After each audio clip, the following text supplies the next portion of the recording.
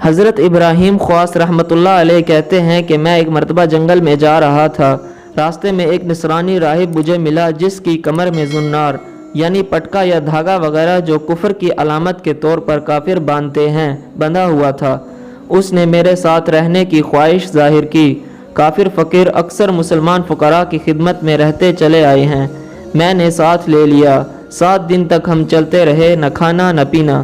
7ویں دن اس نصرانی نے کہا، اے محمدی کچھ اپنی فتوحات دکھاؤ، کئی دن ہو گئے کچھ کھایا نہیں۔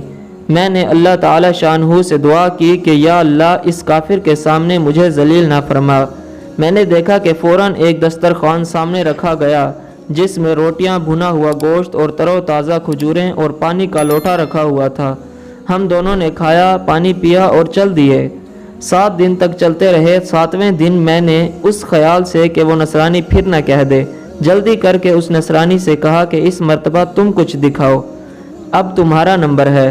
وہ اپنی لکڑی پر سہارا لگا کر کھڑا ہو گیا اور دعا کرنے لگا۔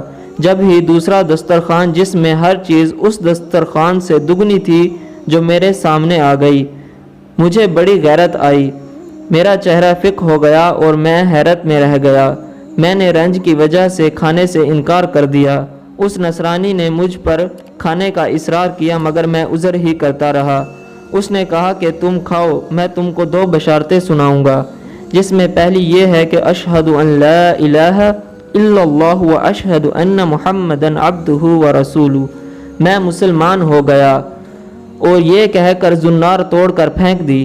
اور دوسری بشارت یہ ہے کہ میں نے جو کھانے کے لیے دعا کی تھی وہ یہی کہہ کر کی تھی کہ یا اللہ اس محمدی کا اگر تیرے یہاں کوئی مرتبہ ہے تو اس کے طفیل تو ہمیں کھانا دے۔